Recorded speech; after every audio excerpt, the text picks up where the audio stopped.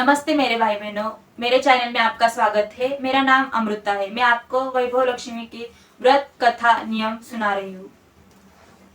श्री वैभव लक्ष्मी व्रत नियम। कुंवारी या विवाहित स्त्री पुरुष वैभव लक्ष्मी माता जी के व्रत का पालन करते हैं। यह व्रत शुभदायी, सौभाग्यशाली और मीठा फल देने वाला है। व्रत करते समय हमें माता जी पर श्रद्धा रखना जरूरी है। मन शांत और पवित्र रखें। माता जी का व्रत 11 और 21 शुक्रवार तक रहता है। व्रत पूर्ति के बाद इसका उद्यापन समारंभ करना जरूरी है। एक व्रत का संकल्प लेकर आप दूसरा व्रत कर सकते हैं। व्रत प्रारंभ में और दिन भर में जय वैभव लक्ष्मी माँ ऐसा मन में जप करें। सूतक, रजस्प आदि बाधाओं में व्रत न करें। वैभव, सुख, समृद्धि देने वाला यह व्रत है। वैभव लक्ष्मी जी को श्री यंत्र प्रिय होने से माता जी के साथ श्री यंत्र को प्रणाम करें। यह व्रत शुक्रवार को घर में ही करें। जरूरी काम से उस दिन बाहर जाना हो तो अगले शुक्रवार व्रत मनाएं। व्रत के दिन आपको उपवास अगर फलाहार करना या एक भुक्त रहना चाहिए। व्रत करने वाले कमजोर या बीमार हो तो उन्हें सुबह शाम दोनों समय भोजन कर सकते हैं। व्रत उद्यापन की उपलक्ष्य में व्रत की 5, 7, 11, 21, 51, 101, 108 नहीं तो 151 प्रतियों का नजराना दिया जाता है। मेरी मनोकामना पूरी करो, ऐसा दृढ़ संकल्प और श्रद्धा के साथ यह व्रत करे तो फल निश्चित है। पूजा के साहित्य: निर्मल पानी से भरा हुआ कलश, शंख, घंटा, समय, दीप, आचमन लेने के लिए पली, पंचपात्र, तबक, कटोरी, गंध, अक्षता, फूल, बेल, तुलसी पत्र, हल्दी, कुमकुम, ऊद या उदबत्ती, निरांजन, कपास, पान बीड़ा, सुपारी, पंचामृत, दही, दूध, दूध, मध, शक्कर मिलाकर किया हुआ पंचामृत, अबीर, गुलाल, केले, नारियल, आम या अन्य फल, दुर्वा, आघाड़ा, शमीपत्र, आभरण, गेजमाल, सिंदूर, प्रसाद, मीठी चीज, दक्षिणा और पूजा के बर्तन, पाठ, चौरंग आदि साहित्य पूजा के लिए जरूरी है। पूजा की व्यवस्था: पूजा की ओर पूरब की ओर अपना मुख करके सामने चौरंग रखे। बैठने के लिए आसन ले। चौरंग पर लाल कपड़ा रखकर उस पर चावल की रास करें। रास के बीच में वर्तुल करें। इस पर हल्दी कुमकुम से स्वस्तिक निकाले। हल्दी कुमकुम से मिश्रित रेशा निकाले। कलश में पैसा और सुपारी रखे। कलश पर एक कटोरी रखे। इसमें चावल डाले। कलश के नजदीक श्री यंत्र रखे। श्री यंत्र न हो तो माता की तस्वीर भी रख सकते हो। कलश के बाएं हाथ घंटी और दाहिने हाथ शंख का आयोजन करें। चौरंग पर दाहिने हाथ चावल पर श्री गणेश समझकर सुपारी रखे। सुपारी के बाएं हाथ या बीड़ा पत्र उस पर रुपया सुपारी युक्त बीड़ा रखे। पात्र में पंचामृत, फूल, दुर्वा, सुवासिक द्रव्य रखे। उचित स्थान पर समय का दीप रखे। उद या उदबत्ती जलाइए। आरती के लिए निरंजन कापूर आयोजन करें। चौरंग के सामने रंगोली से शोभित आरास करे। कथा प्रारंभ हो रही है। एक नगर था। वहां रहने वाले लोग आसपास के लोगों से प्रेम का बर्ताव करते थे, मिलजुल कर रहते थे। उसमें कुछ परिवर्तन हुआ। यह संस्कार कम होने लगे। कालमान की कुछ रीत बात होती है।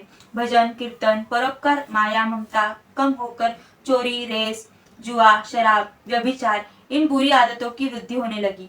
उसका मतलब वहां के सभी लोग दुराचारी थे ऐसा नहीं था, कुछ अच्छे बर्ताव करने वाले भी थे। उसी नगर से कमलिनी और इसका पति भी रहता था। दोनों सुखी, संतुष्ट, सत्प्रवृत्त और धार्मिक वृत्ति के थे। कमलिनी अपने संसार में सुखी थी, लेकिन काल को यह अमान्य था। उसका असर कमलिनी के पति पर होने लगा। बुरे मित्रों की संगत उसे लग गई। जिस व्यवसाय से उसे हानि हो वही व्यवसाय वह करने लगा। कोट्याधीश होने के अलावा वह भिक्षाधीश बन गया।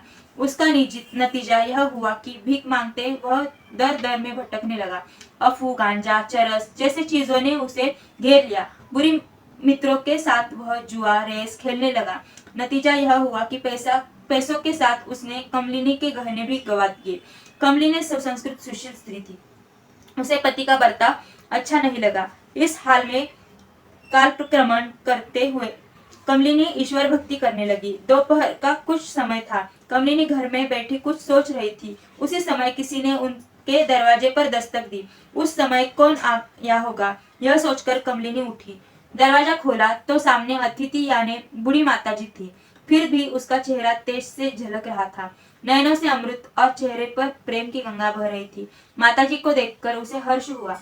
कमलिनी की माताजी से पहचान नहीं थी, फिर भी उसे देख प्रसन्न होकर उसने माताजी का स्वागत किया, उसे घर के अंदर ले आई। माताजी को स्थानापन्न होने के लिए उसने आसन दिया। माताजी ने कमलिनी से पूछा, मुझे पहचाना? कमलिनी संकोच कर बोली, नहीं माताजी, मैंने तो तुम्हें पहचाना नहीं, फिर भी आपके आने से मुझे बड़ा हर्ष हुआ। लगता है मेरी माता ही घर आई है। और सब परेशानी भाग गई। माताजी हंसी और बोली, तू मुझे भूल गई क्या? माता के मंदिर में हर शुक्रवार के भजन को हमारी मुलाकात होती थी, कुछ याद आता है? पति की दुराचारी वर्तन से कमलिनी परेशान थी। घर के बाहर आना जाना उसे अच्छा नहीं लगता था। कुछ दिन इसी वजह से मंदिर में भी जाना उसे बंद कर दिया था। माताजी ने यदि कुछ कहा हो, फिर भी कमलिनी को उसका स्मरण नहीं हो रहा था। कमलिनी की संभ्रमित मुद्रा देखकर माता बोली, लक्ष्मी जी के मंदिर में आप अच्छा भजन करती थी, बहुत दिनों से मुझे दिखाई नहीं दी, इसलिए ढूंढते ढूंढते मैं यहाँ तक आ गई। मुझे तो लगा कि तुझे कुछ बुखार आया होगा। माताजी की पूछताछ से कमलिनी का दिल भर आया। इसकी आंखों से गंगा जमुना बहने लगी। माताजी कमलिनी के पास गई, उसकी पीठ पर हाथ रखकर वह बोली, यह धूप छाव का खेल है बेटी, दुख के बाद सुख और सुख के बाद दुख, यह कालचक्र का नियम है, हारना नहीं। मुझे बताइए, दवा मैं बताऊंगी।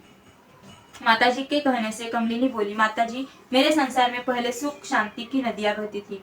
पति सुशील और सुस्वभावी थे, भगवत भक्ति में सुखी समाधानी और धनिक थे, किंतु अचानक किस्मत हमसे रूठ गई।